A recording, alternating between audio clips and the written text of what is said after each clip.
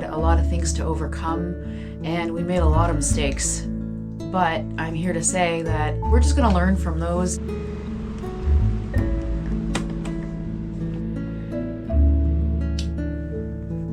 Let me get you up to speed on where we are right now.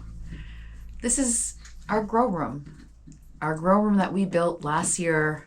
We did it ourselves. We did a lot of research and a couple weekends in a row, and it was done. It has an insulated floor, insulated walls, and an insulated ceiling. We got super excited last year to start our seeds, and we thought because we had a grow room that it was going to be miraculous, and we were going to be able to have a full garden by the time we pretty much planted. We had a lot of stuff in the grow room that we ended up in the end not getting any production out of. It's so fun to have this hobby. I love gardening, absolutely love gardening, and it's part of my makeup. To be able to do this all season, almost all season. Now, we didn't get the most out of our winter grow room as we probably can, and we also really enjoy the outdoors, so winter is our outdoor time. I'm rambling again.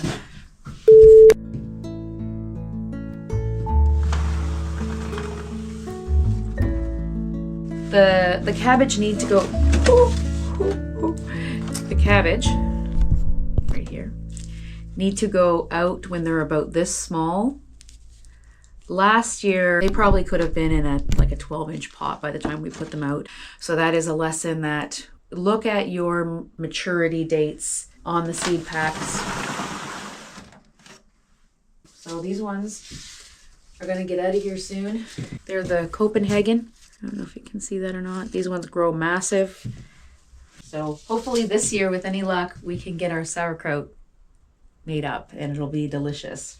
We've been gardening a long time, which really helped us in the grow room the first year. We knew how plants grow, but they do grow a little bit differently in there than they do out in your garden, in your landscape, or even in a windowsill. We did that for many years. This is where we used to put our cabbages in here. That's where our cabbage was last year. And also it was in here. The idea is that we remove this low tunnel. See, it's just attached by some hinges in the back here. So we're going to remove that and we're going to install it over here on this one right here, because we like to rotate that crop. So this bed has only ever had celery, onions, and tomatoes. So it's never had the brassica family. Best thing about the grow room is that you can create whatever climate you want in there. We can create a climate that is best to propagate, to germinate, to grow, to flower, to veg, whatever we need to do in there, we can do it. Hi, buddy. What were you into? Huh? What were you into? There's all this dust bunnies on your face.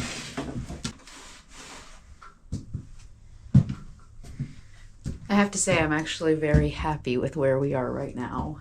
This year we stuck to seeds that need a long germination, or seeds that when they do germinate, they're okay to go outside. So within the coming couple of weeks, we will be putting out our cabbages, which are here, and we'll be putting out our spinach, and then later we'll be putting out our lettuces. Our lettuce here is actually doing amazing. I think we might have two kinds in here. I think there might be a romaine style one, and there's also some sort of butter crunch, so I don't know, we must have got the seeds mixed up in some way. We have these yellow stickies on them. It's helping with, come on. So I'm not sure if this one's going to make its way outside. It might just stay in the grow room, and I'll put another batch outside. We also have spinach. These are just full of fungus gnats. I guess we got to get some more of those sticky tapes out. Excuse me, buddy. That's a grow room. That's a common grow room issue. It has to do with the damp soil on top. So last year we used vermiculite to try to not have them, and that worked really well. I guess I didn't do it this year. I guess I didn't see how well it worked last year until we started this year. So I'll probably, for our seeds that we do next week, which are probably going to be tomatoes, I'll probably do the vermiculite on top there to avoid this problem. Time for lesson learned number 3, temperature and humidity. We had a huge problem in here before we installed this inline fan. We actually installed the inline fan just on the wall at first, and then we were trying to figure out exactly where we were going to put the distribution of that line. So it sat there for a little while before we actually got a chance to turn it on. It was pretty humid in here. So if I was to go back and do this again, I would install this system that we have right away, because it can be very discouraging when you come in here and you have puddles of water on the floor. And that's what happens because there's so much moisture in the air here. It needs to be taken out of the room. And in order to do that, we rely on this timer. We rely on this plug. We rely on this fill in the blank of what it's called. I'll put it on the screen. I don't remember.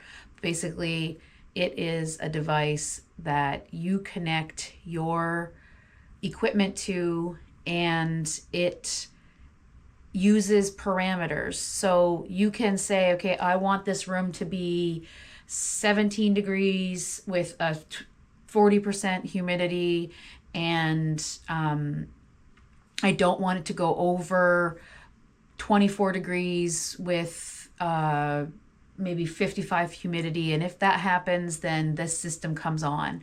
And it's the same with heat. So if it gets too cold in here, the heater automatically comes on to the settings that we've put into here. Don't want to say that it's perfect, because it definitely isn't, because this room and the watering cycle and all that stuff throws a little curveball to the system.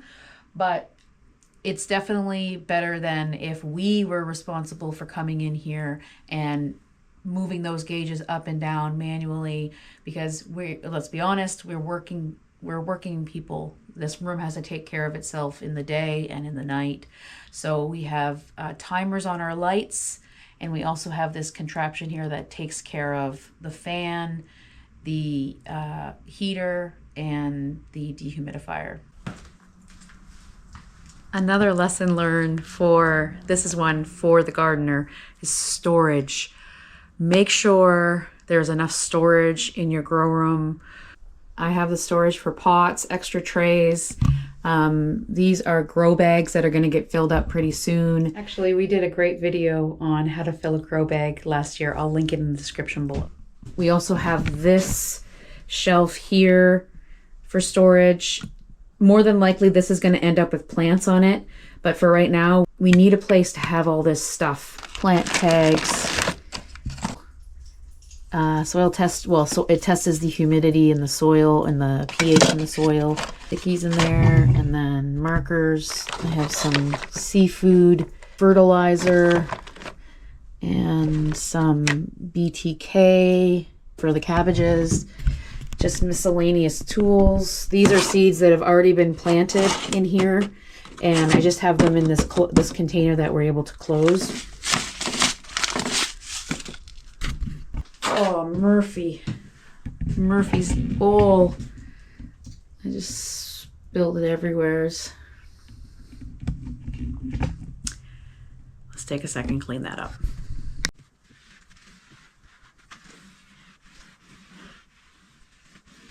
So let's start with the plant essentials. Outside, they would have sun. Inside, they have grow lights.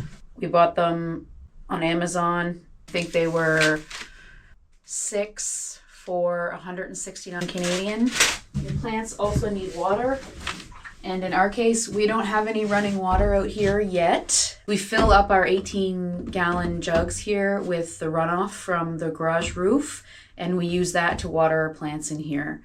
If it's dry, we then take it from the hose bib, but really prefer to give them rainwater as opposed to the house water. It doesn't have as much goodness in it as this. So water, light, and love. So the most important thing for your plants really is the gardener.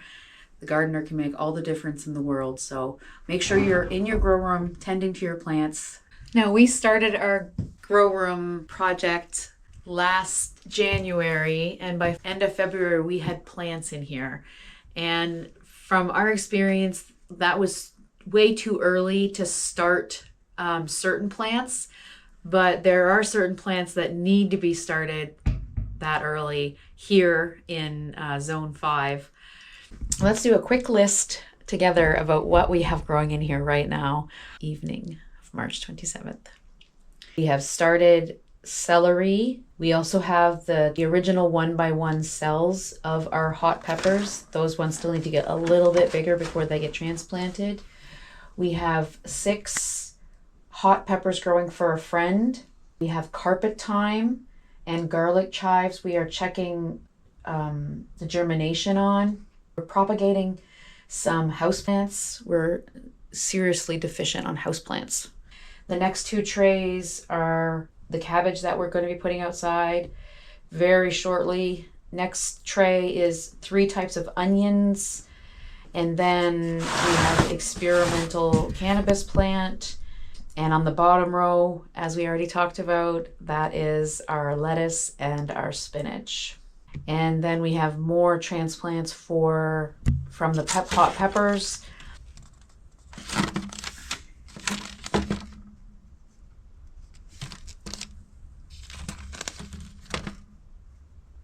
Earlier I was talking about what the grow room needs for growing the plants, but there's also this key that's what the grow room needs in order to have a healthy room. We have a humidifier, we have a dehumidifier, we have a heater, we have a cooling device, we have an exhaust fan, we have the ability to wash this room down, sealed from top to bottom. We were able to use some recycled HVAC liners for the walls. They kind of do, and if you noticed in previous videos, they kind of act as a whiteboard. And for this brain, whiteboard is essential for anything that I do.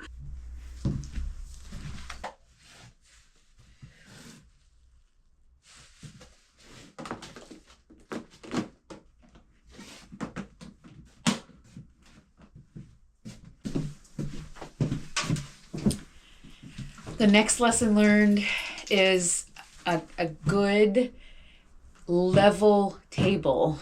Now, last year we used a table. It was a 4-foot long table, but it had a seam in the center of it to fold it down to bring it places. That's what we had at the time. And then this stainless table that can collapse, the legs come up so we can move it out of the way. Came on sale at Canadian Tire. I think it was like $89. There's an adjustment on the bottom that can be leveled. So when you're watering, you can bring your tray out here and you know that that tray is getting watered consistently over the bottom. Last year, what we were finding was we put the tray down and it was a little bit tilted to the middle. So we had to keep turning the tray to make it work. So a nice level table. It can be one of those fold down ones. You just have to be able to get it level somehow. That's pretty darn close. We're pretty happy with this one so far. We haven't had a total season on it yet, so I guess we'll see, but it's been working great so far. I was able to walk you through a couple of lessons learned that we took from our last year's experience with the grow room. We have no ego about this. We have no experience with doing this. So the only thing that we can do is do some research and go with it, man. Just go with it. I think that this knowledge, you have already some experience on your side. And I wish you luck with your grow rooms and your gardens and your season this year. We're grateful for you. Squirrel. Just a tiny bit of a side story. Last year we made sauerkraut, and at the tail end of when it was just getting perfect, we went away for a vacation, and we came back a week later and our fridge had stopped working. So the sauerkraut had gone way past the fermenting stage at that point, and the whole entire top of it was black. So we know that we can make sauerkraut, and we know how to deal with it now. And hopefully with 18 cabbages, we're going to have lots of sauerkraut in our future. Side story.